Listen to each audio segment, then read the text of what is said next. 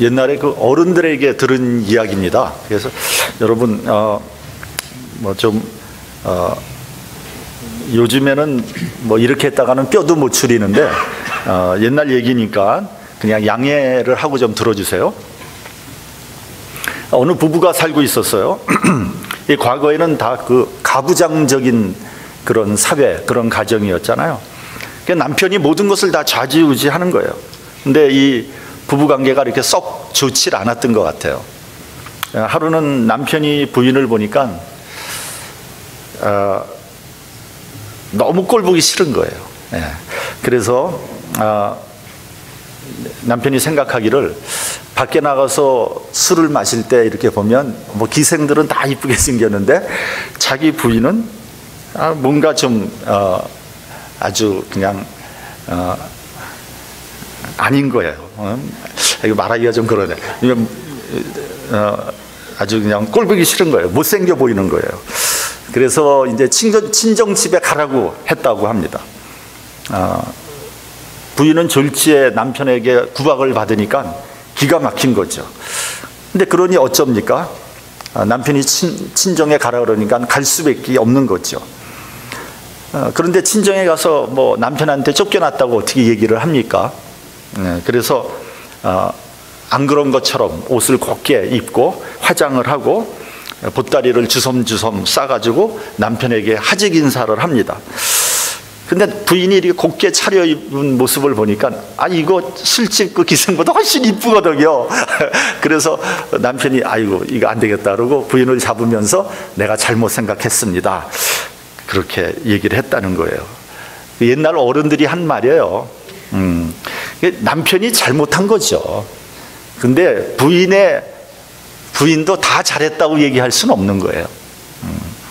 아무리 허물이 없다고 해도 부인이 좀 집에서 좀 이렇게 예쁘게 좀 단정하게 그렇게 하고 있으면 어디가 덧납니까? 머리는 파발을 하고 이거 뭐 세수를 했는지 안 했는지 모르게 있으면은 좋아할 남편이 어디 있느냔 말이죠. 그러면서 또 남편한테 이렇게 묻죠. 여보, 나 그렇게 늙어 보이지 않죠? 그러면 거기서 대고 남편이 뭐라고 대답을 해야 되겠어요? 늙어 보여요. 그러면 그날 저녁 없는 거죠. 그러니까 또 나이보다 굉장히 젊어 보인다고 이렇게 거짓말을 살짝 하는 겁니다. 여러분 뭐 젊어 보여봐야 뭐 몇 살 젊어 보이겠어요? 그게 그거죠, 사실은. 저도 제 처에게 좀 가끔 말을 합니다. 당신은 교회 갈 때만 화장을 하고 머리를 예쁘게 꾸미고 집에 있을 때는 아주 딴 사람처럼 하고 있는데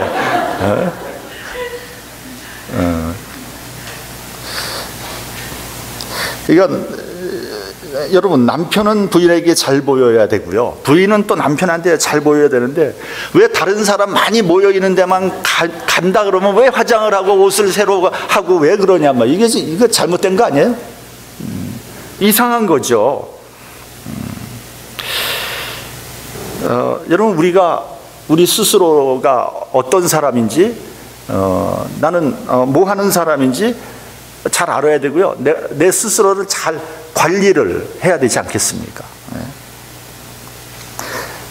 우리는 하나님의 은혜를 받은 하나님의 자녀입니다. 우린 귀한 사람이에요. 자신의 가치를 알고 자기 스스로를 평소에도 잘 관리하는 것, 그것이 굉장히 중요하다, 이런 얘기입니다. 오늘 본문에서 사도 바울은 감옥 속에 갇혀 있습니다. 감옥에 갇힌 이유는 이방인에게 예수를 전하는 것 때문이었습니다. 본문 2절을 보면 그것을 은혜의 경륜이다, 이렇게 표현하고 있습니다. 은혜의 경륜을 영어로 보면 스페셜 미니스트리, 이렇게 영어로 번역이 되어 있습니다. 그러니까 이방인에게 복음을 전하기 위한 특별한 사역을 하기 때문에 감옥에 갇히게 된 거죠. 근데 그렇게 감옥에 갇히게 된 것도 사도 바울은 그것조차도 은혜로 그렇게 생각을 한 거예요. 그러니까 바울에게 있어서 모든 것이 은혜였어요. 은혜로 생각하니까 감사한 거죠. 그렇죠? 은혜로 생각하니까 감사한 거예요. 그러니까 이런 사도 바울이 감옥에 갇혀도 은혜요. 핍박을 받아도 은혜고, 심지어는 순교를 한다 그래도 은혜고, 형통하고 축복을 받는다 그래도 은혜인 거죠. 그러니까 오직 은혜, 오직 믿음, 그것이 사도 바울의 삶의 원천이고 생명의 근원이고 행복의 뿌리였다. 이렇게 우리가 해석할 수 있습니다. 우리가 이것을 알아야 됩니다. 겸손한 사람은요, 모든 것을 은혜의 선물로 받아들인다는 거예요. 나는 아무것도 아닌데, 나는 그런 자격이 없는데, 나는 부족한 사람인데 나에게 믿음을 주시고 은혜를 주시고 구원을 해주셨단 말이죠. 이것이 은혜의 선물 아니겠습니까? 반면에 교만한 사람들은요, 모든 것을 당연하게 생각을 하는 거예요. 내가 은혜 받은 것 당연한 거예요. 내가 축복받지 않으면 누가 축복을 받겠는가? 나야말로 은혜 받을 자격이 있는 사람이다. 그러니까 은혜 받는 것, 축복 받는 것도 다 보상으로 받아들이는 거예요. 뭐 당연히 내가 받을 자격이 있으니까 받는 거지. 감사하지 않은 거예요. 교만한 사람은 불신하고 의심합니다. 감사하지 않습니다.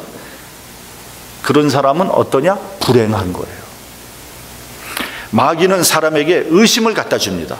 불신을 갖다 줍니다. 그리고 교만하게 만듭니다. 반면에 하나님의 사람은 겸손합니다. 모든 것을 은혜로 받아들입니다. 그러니까 행복한 거죠. 내가 그럴 자격이 없는데 나한테 이렇게 엄청난 은혜가 왔으니까 나는 행복한 사람 아니겠습니까? 오늘 본문에서 사도 바울은 세 가지의 은혜의 선물에 대해서 우리에게 말씀하고 있습니다. 우리 본문 3절을 같이 봉독을 하겠습니다. 자, 시작. 곧 계시로 내게 비밀을 알게 하신 것은 내가 이미 대강 기록함과 같으니. 그러니까 여기서 보면 내게 비밀을 알게 하셨다. 비밀을 알게 하셨다. 이런 얘기죠. 또 4절을 보면 이렇게 되어 있어요. 내가 깨달은 그리스도의 비밀을 너희가 알 수 있으리라. 깨달은 비밀을 너희도 알 수 있을 것이다. 그러니까 첫째로 은혜의 선물이 뭐냐? 비밀을 알게 하셨다는 거예요. 우리 다 같이 한번 해보죠. 비밀을 알게 하셨다. 비밀을 알게 하셨다. 그러니까 그리스도의 비밀을 알게 하셨고, 은혜를 알게 하셨고, 하나님을 알게 하셨고, 복음을 알게 하신 거예요. 여러분, 이 안다는 게 굉장히 중요한 겁니다.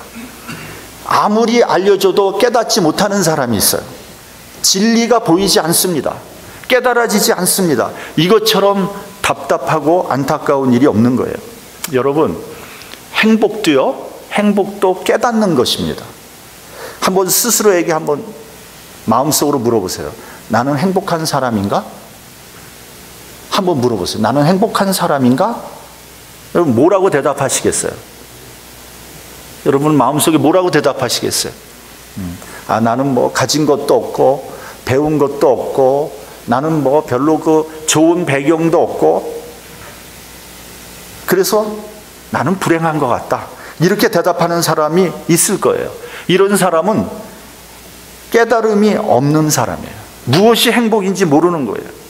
행복은요, 소유가 아닙니다. 행복은 어떤 지위가 아니에요. 내가 어떤 위치에 있어야지 행복한 것이 아닙니다. 행복은 깨닫는 거예요. 예를 들면 나에게 돈이 없어요. 그럴듯한 배경이 없어요. 그러나 가정이 있잖아요.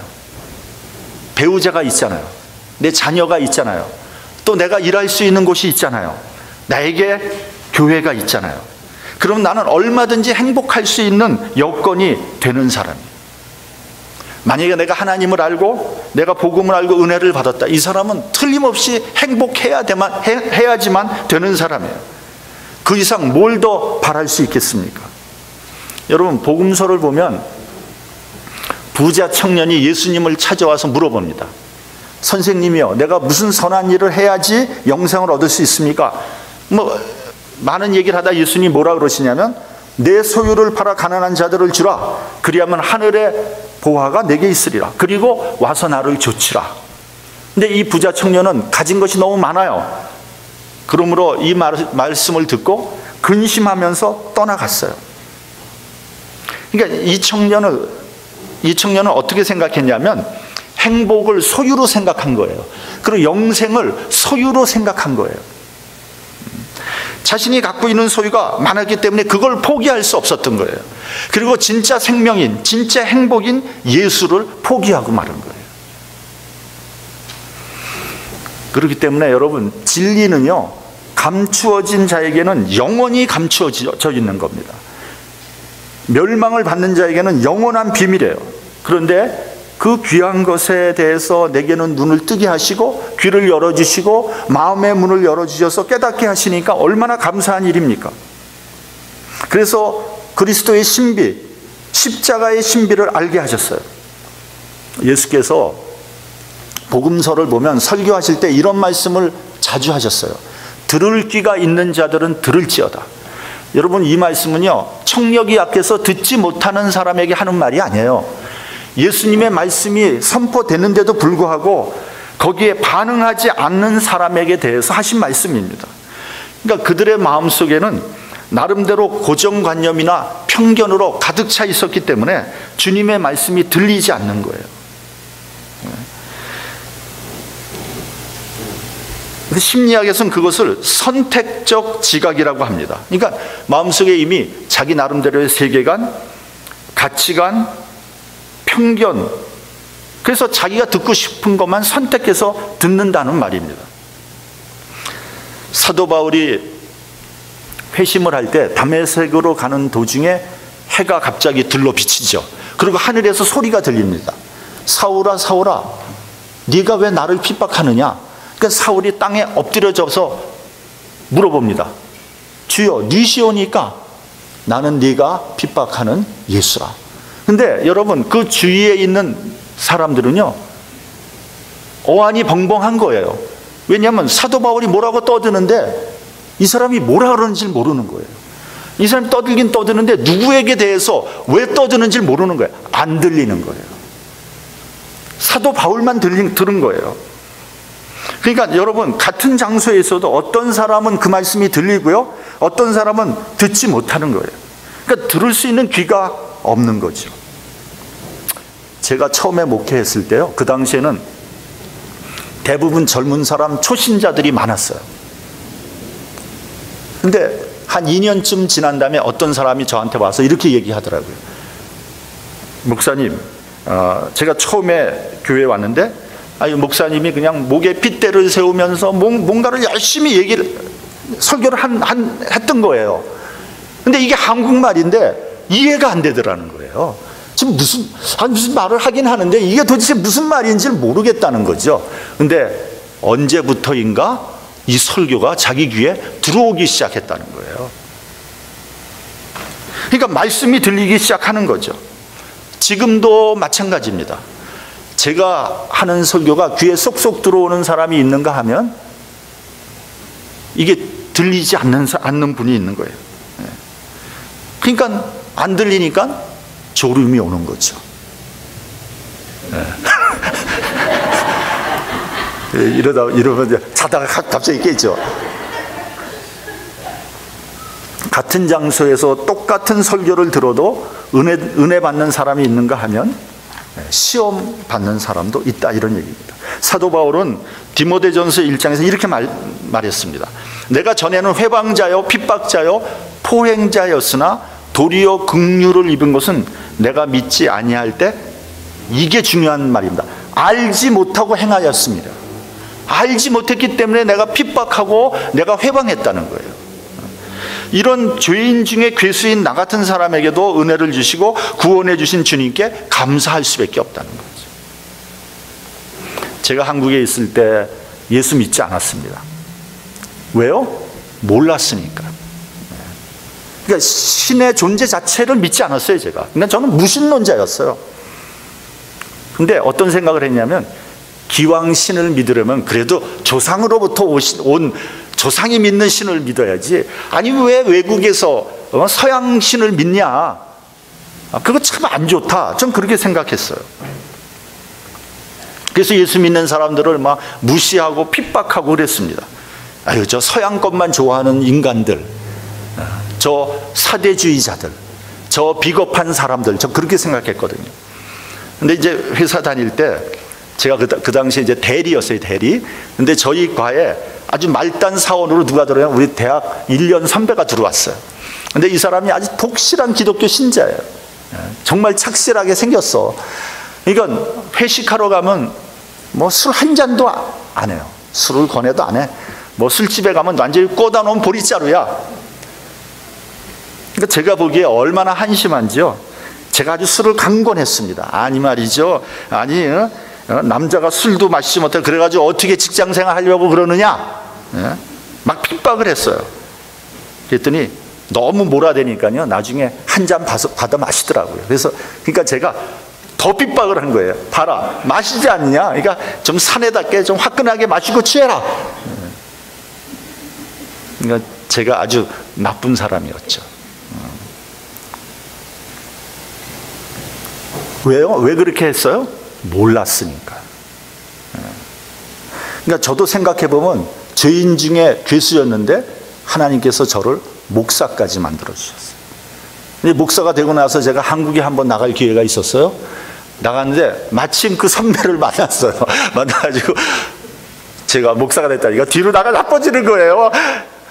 근데 그분은 여전히 너무나 성실하게 예수를 믿고 있었어요. 여러분, 우리가 하나님을 알고 복음을 받아들였다는 것은 정말로 은혜요 축복입니다. 둘째로 은혜의 선물로 일꾼이 되게 하셨어요. 우리 본문 7절을 같이 봉독하겠습니다. 본문 7절.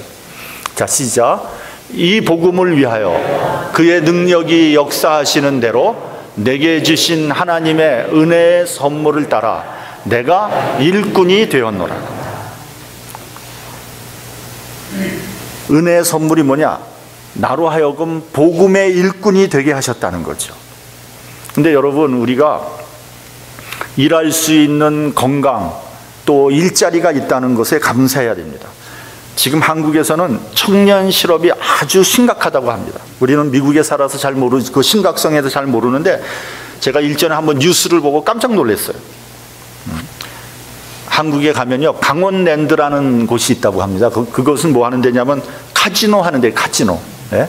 도박장인데 강원도에서는 아주 꿈의 직장이라고 합니다. 근데 여러분도 뉴스 보셔서 알겠지만 그 강원랜드에 들어가려면 백이 없으면 못 들어가. 100% 다 백으로 다 들어가는 거예요. 근데 어느 그 뉴스의 리포터가 강원랜드에 응시했다가 떨어진 사람을 이제 인터뷰를 하는 거예요. 인터뷰하면서 뭐라 그러냐면 거기에 몇 번 응시했습니까? 무려 14번을 응시했대. 그 지금 뭐 합니까? 지금 아르바이트 하면서 또 응시하려고 준비하고 있대요. 그러니까 이 사람은 뽑는다는 광고만 나오면 매번 응시를 했는데 매번 떨어진 거죠. 왜요? 백이 없으니까. 한국에서 취직시험 3수 4수 하는 것은 보통이라고 합니다. 그러니까 학교를 졸업한 젊은이들이 직장이 없으면 얼마나 힘들겠어요. 얼마나 힘들겠어요. 그건 제가 너무나 잘 알아요. 왜냐하면 제가 대학을 졸업하고 사학과를 나오니까 받아주는 데가 없는 거예요. 왜 그러냐면 그 당시에 철학과 사학과는 안 받아줬거든요. 데모를 하도 하니까 골치가 아프니까 안 받아줘요. 그래서 제가 그냥 직장 없이 그냥 얼마나 힘들었는지 모릅니다. 그러니까 여러분, 우리에게 일자리가 있다는 것에 감사해야 됩니다. 나이가 들면요, 이제 지적인 능력도 약해지고 또 체력에도 한계를 느끼죠. 이제 그러면 은퇴를 하게 됩니다. 근데 어떤 사람들은요, 은퇴를 빨리 하려고 안달을 하는 사람이 있어요. 그렇게 서두르지 않아도요, 시간이 가면은 자동으로 은퇴하게 돼 있어요. 그 뭐 미리 은퇴하려고 할 필요가 없어요. 내가 체력이 있고 내가 능력이 되면 일하시는 게 사실은 좋은 겁니다. 빨리 은퇴하면 분명히 그 사람은 후회할 겁니다. 병들어서 누워있는 사람은 일하는 사람이 그렇게 부러울 수가 없는 거예요. 돈을 주지 않는다 해도 내가 건강을 회복하면 그냥 공짜라도 일을 해야지, 그렇게 생각하는 사람도 많이 있을 거예요. 그러니까 일할 수 있는 것은 감사한 겁니다. 일하는 것을 기뻐하는 사람은 행복한 사람이에요. 근데 그냥 억지로 마지못해서 일을 하는 사람은 사장이라고 할지라도 그 사람은 노예와 다름이 없고요, 불행한 사람이에요. 그러니까 일하는 것 자체가 선물이요 은혜입니다. 더군다나 복음의 일꾼으로 불러주셨으면 너무 감사한 일이죠. 사도 바울은 나를 충성되이 여겨 내게 직분을 맡기셨다고 했습니다. 그러니까 하나님께서 나를 인정해 주신 거예요. 쓸모 있다고 직분을 주신 겁니다. 얼마나 감사한 일입니까? 그러므로 하나님께서 주신 직분을 열심을 다해서 최선을 다해야 할 것입니다. 직분자는 하나님의 부르심을 받은 사람이에요.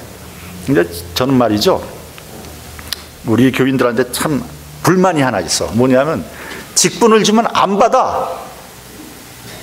이게 뭐 하는 건지 난 모르겠어요. 직분을 좀 왜 안 받냐고요? 감사하게 받아야죠. 그렇죠? 이 하나님께서 부르신 건데. 이 본문에 나오는 일꾼이란 말은 원어로 디아코노스라는 단어입니다. 이건 봉사자라는 뜻이에요. 섬김을 받는 자가 아니라 섬기는 자고, 높은 자가 아니라 낮은 자란 뜻입니다. 그러므로 직분자는 낮은 자세로 섬겨야 되는 거죠. 어떤 분들은 가끔 그럽니다. 교회에서 평신도, 그 위에보다 높은 분이 집사, 장로, 목사님이 제일 높은 거 아닙니까? 오해입니다, 여러분. 굳이 따지자면 목사가 제일 낮아요. 그 다음에 장로, 집사, 평신도가 가장 높아요. 여러분, 요한복음에 보면 예수님께서 그 본을 보이셨어요. 어떻게 해서 예수님께서 수건을 허리에 동이시고 제자들의 발을 씻어주셨잖아요. 그게 무슨 말입니까? 가장 낫다는 거 의미 아닙니까? 그 노예가 하는 일이거든요. 그러니까 베드로가 너무 황송해서 내 발은 절대로 씻기지 못합니다. 그렇게 하니까 예수께서 뭐라 그러셨어요? 내가 너를 씻기지 아니하면 너와 나는 아무 상관없다. 그러면서 뭐라 그러시냐면 너희에게 본을 보이려고 하는 것이다. 이렇게 말씀하셨어요. 이렇게까지 직접 섬기는 본을 보여주셨는데 우린 여전히 대접받으려고 하고 섬김을 받으려고 하는 것은 아닌지 한번 생각해 봐야 됩니다. 마지막으로 바울은 고난과 핍박도 은혜의 선물로 생각했습니다. 고난을 기뻐하는 것이 바울의 철학이었어요. 골로새서 1장 24절을 보면요, 내가 이제 너희를 위하여 받은 괴로움을 기뻐하고, 너희를 위해서 받은 괴로움을 기뻐한대요. 그리스도의 남은 고난을 그의 몸된 교회를 위하여 내 육체에 채우노라. 이렇게 말씀하셨어요. 왜 바울은 고난을 기쁘게 생각하고 선물로 생각한 것일까요? 왜? 첫째는 사랑했기 때문이에요. 사랑하기 때문이에요. 주님을 사랑하고 주님의 몸된 교회를 사랑하기 때문이에요. 우리가 사랑하는 사람을 위해서는 고난을 달게 받지 않습니까? 부모가 자녀를 사랑하기 때문에 자녀를 대신해서 고난을 받지 않습니까? 여러분, 우리 부모님 때는요, 진짜 찢어지게 가난했어요. 찢어지게, 그런 말 썼죠. 찢어지게 가난. 뭐가 찢어졌죠? 잘 모르겠어요. 너무 속된 말이라서 내가 지금 강단에서 얘기를 못해. 찢어지게 가난했어요. 그럼에도 불구하고 웃는 분들은 감을 잡았죠. 근데 그럼에도 불구하고 자녀들을 공부를 시켰어요.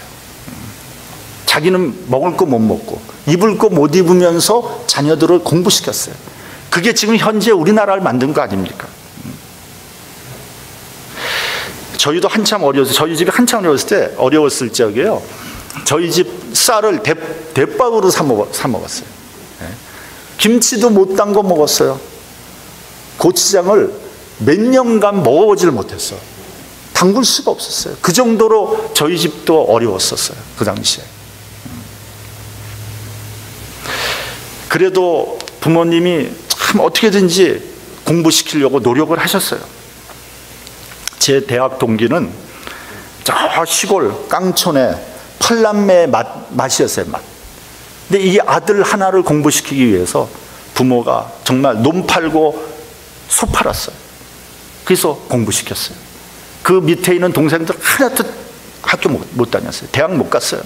전부 다 공장 갔어요. 이 사람 하나 대학 공부시키려고. 맏아들, 그 당시에 뭐 맏아들 최고 아닙니까? 근데 이 친구는 부모님의 희생에 보답해서 정말 열심히 공부를 해서 그 결과 모교 교수가 됐어요. 근데 몇 년 전에 이제 동기들이 쓰는 카톡방이 있거든요. 거기에 결혼 청첩장이 올라왔더라고요. 보니까 그 친구의 딸이 결혼을 하는데, 딸이 직업이 뭐냐 딱 나오는데 수원지검 검사야. 그러니까 정말 그 시골 깡촌에 부모님들이 논 팔고 뭐 정말 소 팔아서 그 동생들은 다 공장 다니고 농사 지면서 맏아들 하나 공부시켰는데 정말 성공한 거지. 아들이 교수가 됐고 그 딸이 검사가 됐으니까. 근데 여러분, 그렇게 그 사람이 잘 된 게 그 사람 자기가 잘나서 그렇게 한 거예요? 부모들이 희생해서 고난을 당해서 그렇게 된 거거든요. 우리가 사랑하는 사람을 위해서라면 얼마든지 고난을 받을 수 있는 거예요. 교회를 사랑하면 교회를 위해서 희생하고 고난을 당할 수 있는 거죠. 둘째는 소망이 있기 때문에 고난을 극복할 수 있는 거예요. 하늘나라에 대한 확실한 소망이 없다면 희생하고 고난을 당할 사람이 누가 있겠어요? 심지어는 순교, 그런 일은 없을 겁니다. 우리나라에서 공식적으로 순교자의 수가 3만여 명에 달하고 있습니다. 아마 비공식적으로는 그보다 훨씬 더 많을 거예요. 만약에 하늘나라에 대한 소망이 없다면 순교 한 사람도 안 나올 거예요. 한 사람도. 이건 죄송한 얘기지만 불교는요, 한 사람의 순교자도 없어요. 순교자 없습니다, 여러분. 뭐 2차돈의 순교 아니에요. 그 순교 아니에요. 그 역사를 잘 보면요, 그거 권력투쟁에 희생된 사람이에요. 그 순교자 아닙니다, 여러분. 우리나라 선교사의 열전을 읽어보면 감동되는 부분이 많아요. 조선이라는 정말 미개하고 무식하고 가난하고 더러운 그런 나라에서 자기 청춘을 바치잖아요. 심지어는 순교하잖아요. 그리고 자기를 조선 땅에 묻어달라고 하는 그 선교사들의 유언이 있잖아요. 지금도 보면 그 선교사들 무덤이 있잖아요. 모여 있는데 어딘지 제 기억은 안 나지만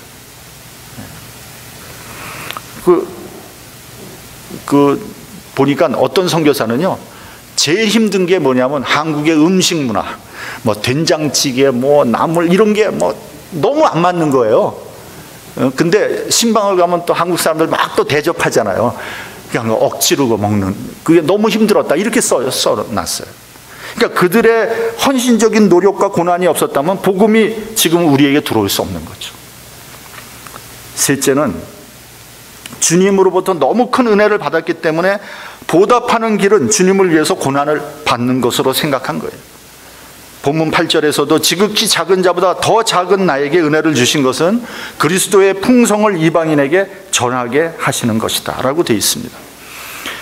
모든 것을 하나님의 은혜로 생각하는 사람에게는 감사가 있고 행복이 있습니다. 반대로 모든 것을 의무로 생각하는 사람은요, 불평할 수밖에 없고 불행할 수밖에 없다.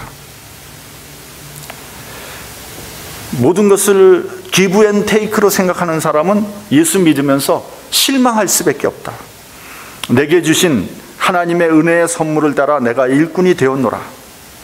이 감격, 이 은혜로 살아가는 사람이 복된 사람입니다.